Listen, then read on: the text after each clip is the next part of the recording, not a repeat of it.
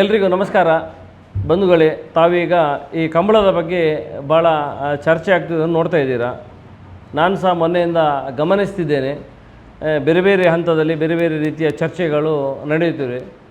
ಆ ಒಂದು ನಿಟ್ಟಿನಲ್ಲಿ ಈಗ ದಸರಾದಲ್ಲಿ ಸಲ ಒಂದು ಕಂಬಳವನ್ನು ಅಳವಡಿಸಬೇಕೆಂಬ ಎಲ್ಲ ಜನರು ಮತ್ತು ಕೋಣದ ಯಜಮಾನರು ಹಾಗೂ ಕಂಬಳ ಸಮಿತಿಯವರು ಎಲ್ಲ ಒಟ್ಟು ಸೇರಿ ಒಂದು ನಿರ್ಣಯ ಮಾಡಿದ್ದಾರೆ. ಅದಕ್ಕೆ ರಾಜ್ಯ ಸರ್ಕಾರದ ನಮ್ಮ ಮುಖ್ಯಮಂತ್ರಿಗಳಾದ ಡಿ ಕೆ ಶಿವಕುಮಾರ್ ಅವರು ಸಮೇತ ಒಂದು ಸಮ್ಮತಿಯನ್ನು ಕೊಟ್ಟಿದ್ದಾರೆ ಮಾಡಬೇಕಂತ. ಯಾಕಂದರೆ ಈ ಕಂಬಳ ನಮ್ಮ ತುಳುನಾಡಿನ ಒಂದು ಕ್ರೀಡೆ, ಇದನ್ನು ಎಲ್ಲ ವಿಶ್ವಾದ್ಯಂತ ಪರಿಚಯಿಸಬೇಕೆಂಬುದು ಎಲ್ಲರ ಒಂದು ಪರಿಕಲ್ಪನೆ. ಆ ನಿಟ್ಟಿನಲ್ಲಿ ಸುನೀಲ್ ಕುಮಾರ್ ಅವರದ್ದು ಮೊನ್ನೆ ನಾನು ಹೇಳಿಕೆಯನ್ನು ಗಮನಿಸಿದೆ. ಅವರಿಗೆ ಮಾಡಲಿಕ್ಕೆ ಬೇರೆ ಏನು ಕೆಲಸ ಇಲ್ಲ, ಅದಕ್ಕೋಸ್ಕರ ಪ್ರಚಾರ ಪ್ರಿಯರಾಗಿ ಈ ಒಂದು ಹಗ್ಗದ ಪ್ರಚಾರದಲ್ಲಿ ತೊಡಗಿಸ್ಕೊಳ್ತಾರೆ. ನಾನು ಸ್ವಲ್ಪ ನೆನಪು ಮಾಡಬೇಕಾಗ್ತದೆ.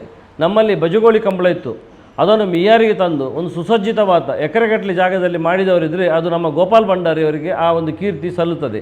ದಿವಂಗತ ಗೋಪಾಲ್ ಭಂಡಾರಿಯವರದು ವೀರಪ್ಪ ಮೊಯ್ಲಿಯವರ ಒಂದು ಪ್ರಯತ್ನದಿಂದ ಅದು ಮಿಯಾರಿಗೆ ಬಂದದ್ದು.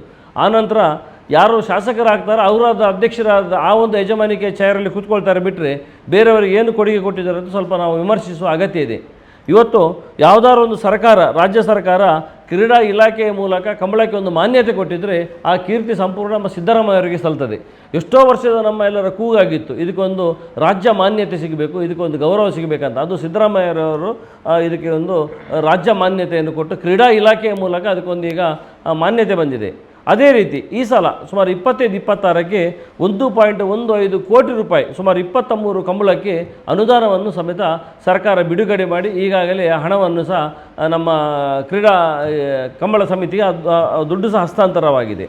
ಅದರ ಜೊತೆಗೆ ಇದರ ಹಿಂದೆ 24-25ರಲ್ಲಿ 2 ಇಲಾಖೆಯಿಂದ, ಒಂದು ಕ್ರೀಡಾ ಇಲಾಖೆ, ಇನ್ನೊಂದು ಪ್ರವಾಸೋದ್ಯಮ ಇಲಾಖೆಯಿಂದ ಯಾವುದಾದ್ರು ದುಡ್ಡು ಬಿಡುಗಡೆ ಆಗಿದ್ದರೆ ಅದು ಕೇವಲ ಕಾಂಗ್ರೆಸ್ ಸರ್ಕಾರದ ಅವಧಿಯಲ್ಲಿ 19 ಕಂಬಳಕ್ಕೆ 2 ಲಕ್ಷ ರೂಪಾಯಿ ಲೆಕ್ಕ ಮತ್ತು 10 ಕಂಬಳಕ್ಕೆ 5 ಲಕ್ಷ ರೂಪಾಯಿ ಲೆಕ್ಕ, ಹೀಗೆ ಒಂದು ಬೃಹತ್ ಮೊತ್ತವನ್ನು ಕೊಟ್ಟಿದ್ದರೆ ಇದು ಸಹ ಕಾಂಗ್ರೆಸ್ ಸರ್ಕಾರ ಕೊಟ್ಟದ್ದು.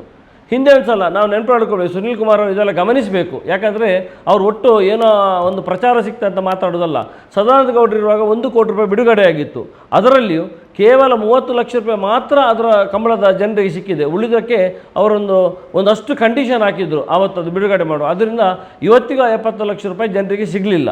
ಅದರ ಜೊತೆಗೆ ಈಗ ದಸರಾದಲ್ಲಿ ಈಗ ಈ ಸಲದ ಕಂಬಳದ್ದು ಏನು ಮೈಸೂರಲ್ಲಿ ಖರ್ಚಾಗ್ತದೆ ಅದು ದಸರಾ ಸಮಿತಿಯಿಂದಲೇ ಆ ಖರ್ಚನ್ನು ಎಲ್ಲ ಭರಿಸುವಂಥ ಒಂದು ಕೆಲಸ ಆಗ್ತದೆ. ಅದರಿಂದ ಈ ಕ್ರೀಡೆ ಎನ್ನುವುದು ಎಲ್ಲಿ ನಿಲ್ಲಬಾರ್ದು. ಹಾಗೆ ಕಬಡ್ಡಿ ನಮ್ಮ ಮಣ್ಣಿನ ಒಂದು ಆಟ, ನಮ್ಮ ಇಲ್ಲಿಯ ಮಣ್ಣಿನ ಆಟ, ಅದು ಇವತ್ತು ದೇಶ ಅಲ್ಲ ವಿದೇಶದಲ್ಲಿ ಪ್ರೋ ಕಬಡ್ಡಿಯ ಮೂಲಕ ವಿಶ್ವಾದ್ಯಂತ ಪ್ರಸಾರ ಆಗಿದೆ.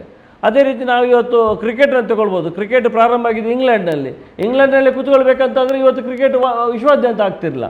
ಅದೇ ರೀತಿ ಈ ಕಂಬಳ ಸಹ ಅದನ್ನು ತೋರ್ಪಡಿಸಬೇಕು, ಅದನ್ನು ಎಲ್ಲ ಜನರಿಗೆ ಅದಕ್ಕೊಂದು ವಿಶೇಷವಾದ ಗೌರವ ಬರಬೇಕು. ಅದು ಸಹ ಮುಂದೆ ಪ್ರೋ ಕಬಡ್ಡಿ ಮಾದರಿಯಲ್ಲೇ ಆಗ್ಬೋದು, ಯಾರಿಗೆ ಗೊತ್ತಿದೆ. ಯಾಕಂದರೆ ಕಂಬಳ ಕೋಣ ತಾಕುವವರು ಇರ್ಬೋದು ಅಥವಾ ಕಂಬಳ ಮಾಡುವವರು ಇರ್ಬೋದು, ಅವರಿಗೆ ಅಂಥ ಒಂದು ಗಟ್ಟಿಯ ಮನಸ್ಥಿತಿ ಬೇಕು. ಯಾಕಂದರೆ ಕೋಟಿಗಟ್ಟಲೆ ದುಡ್ಡನ್ನು ಖರ್ಚು ಮಾಡಿ ಒಂದು ಮಾಡುವಾಗ ಅಥವಾ ಕೋಣವನ್ನಷ್ಟೇ ತಮ್ಮ ಮಕ್ಕಳಿಗಿಂತ ಜಾಸ್ತಿ ಪ್ರೀತಿಯಲ್ಲಿ ಅದಕ್ಕೆ ಎಣ್ಣೆ ಹಾಕೋದಿರ್ಬೋದು, ಊಟ ಕೊಡೋದಿರ್ಬೋದು, ಅಷ್ಟು ಚೆನ್ನಾಗಿ ನೋಡ್ಕೊಳ್ತಾರೆ. ಇದೆಲ್ಲ ಈ ಪ್ರೇಮ ಅವರಿಗೆ ಸುನೀಲ್ ಕುಮಾರಿಗೆ ನಿಜವಾಗಿ ಅವರಿಗೆ ಎಷ್ಟು ಗೊತ್ತಿಲ್ಲ. ಈ ರೀತಿ ಯಾವುದೇ ಒಂದು ಪಕ್ಷಕ್ಕೆ ಸೀಮಿತವಾಗಿ, ವರ್ಗಕ್ಕೆ ಸೀಮಿತವಾಗಿ ಯಾವುದೇ ಕೆಲಸವನ್ನು ಮಾಡುವಂಥ ಕೆಲಸವನ್ನು ಇವರೆಲ್ಲ ಮಾಡಲಿಕ್ಕೆ ಹೋಗಬಾರ್ದು. ಇದು ಜಾತಿ, ಮತ, ಧರ್ಮ, ಪಕ್ಷ ಎಲ್ಲವನ್ನು ಬಿಟ್ಟು ಒಂದು ಕಂಬಳ ಅಂದರೆ ಅದಕ್ಕೆ ಅದರದಾದ ಒಂದು ವಿಶೇಷವಾದ ಗೌರವ ಇದೆ. ಅದನ್ನು ಎತ್ತಿ ಹಿಡಿಯುವುದು, ನಮ್ಮ ಮಣ್ಣಿನ ಗೌರವವನ್ನು ರಕ್ಷಿಸುವುದು, ಸಂರಕ್ಷಿಸುವುದು, ಅದನ್ನು ಮೇಲೆತ್ತರಿಗೆ ತಗೊಳ್ಳೋದು ನಮ್ಮೆಲ್ಲರ ಜವಾಬ್ದಾರಿಯಾಗಿದೆ. ಈ ಸಲ ನಮ್ಮ ಡಿ ಕೆ ಶಿವಕುಮಾರ್ ಹತ್ರ ಸಹ ಅಷ್ಟೇ ನಾವು ಹೆಚ್ಚಿನ ಅನುದಾನವನ್ನು ಈ ನಮ್ಮ ದಕ್ಷಿಣ ಕನ್ನಡ ಉಡುಪಿಯ ಎಲ್ಲ ಕಂಬಳಕ್ಕೆ ಗರಿಷ್ಠ ಮಟ್ಟದ ಮೊತ್ತವನ್ನು ಕೊಡಬೇಕಂತ ನಾವೆಲ್ಲ ಒಂದು ರಿಕ್ವೆಸ್ಟ್ ಮಾಡಿದೆ. ಅವರಿಗೂ ಈ ಜಿಲ್ಲೆಯ ಬಗ್ಗೆ ಅತೀವವಾದ ಪ್ರೇಮ ಇದೆ. ಅದರಿಂದ ಖಂಡಿತ ಆ ಒಂದು ಹೆಚ್ಚಿನ ಅನುದಾನವನ್ನು ಕೊಡ್ತಾರೋ ಭರವಸೆ ನನಗಿದೆ. ಅದರಿಂದ ಯಾರು ಈ ರೀತಿ ದಿಕ್ಕು ತಪ್ಪುವ ಒಂದು ಹೇಳಿಕೆಯನ್ನು ಕೊಡೋದು ಅಥವಾ ಗೊಂದಲವನ್ನು ಸೃಷ್ಟಿ ಮಾಡುವಂತಹ ಕೈಂಕರ್ಯಕ್ಕೆ ಹೋಗದೆ ಇದನ್ನು ಒಳ್ಳೆ ರೀತಿಯಲ್ಲಿ ನಡೆಯುವ ಹಾಗೆ ಎಲ್ಲರೂ ಸಹಕರಿಸುವುದು ಒಳ್ಳೆಯದಂತ ನಾನು ಸಹ ಮೊನ್ನೆ ಮೀಟಿಂಗಲ್ಲಿದ್ದೆ. ನಮ್ಮ MP ಯದುವೀರವರು ಸಹ ಇದ್ದರು. ಅದು ಹೇಗೆ ತಾವು ನಿರ್ಣಯ ಮಾಡ್ಕೊಳ್ತೀರೋ ಸ್ವಲ್ಪ ನೋಡಿ ಮಾಡಿ ಅಂತ ಹೇಳಿದರೆ ಬಿಟ್ಟರೆ ಅವರು ಸಹ ಒಂದು ತೀವ್ರವಾದ ವಿರೋಧದ ರೀತಿಯಲ್ಲಿ ಅಲ್ಲಿಯ ಒಂದು ಮನೆತನದ ರಾಜರಾದ ಯದುವೀರರು ಸಮೇತ ಮಾತಾಡಲಿಲ್ಲ. ನಾನೇ ಗಮನಿಸಿದೆ, ನಾನು ದಿವಸ ಮೀಟಿಂಗಲ್ಲಿ ನಾನು ಸಹ ಇದ್ದೆ. ಅದರಿಂದ ಒಟ್ಟಾರೆಯಾಗಿ ಹೀಗೆ ಜನರಲ್ಲಿ ಗೊಂದಲ, ಒಂಥರ ವೈಷಮ್ಯ ಅಥವಾ ಕೆಟ್ಟ ಭಾವನೆ ಬರುವ ಹಾಗೆ ಬಿಹೇವ್ ಮಾಡದೆ ಸ್ವಲ್ಪ ಅದನ್ನು ಏನು ಹೇಳ್ತಾರೆ ಅದನ್ನು ಒಳ್ಳೆಯ ರೀತಿಯಲ್ಲಿ ತಗೊಂಡು ಹೋದರೆ ಸುನೀಲ್ ಕುಮಾರಿಗೆ ಗೌರವ ಬರ್ತಾ ಅಂತ ನಾನು ಎಣಿಸಿದ್ದೇನೆ. ಎಲ್ರಿಗೂ ನಮಸ್ಕಾರ.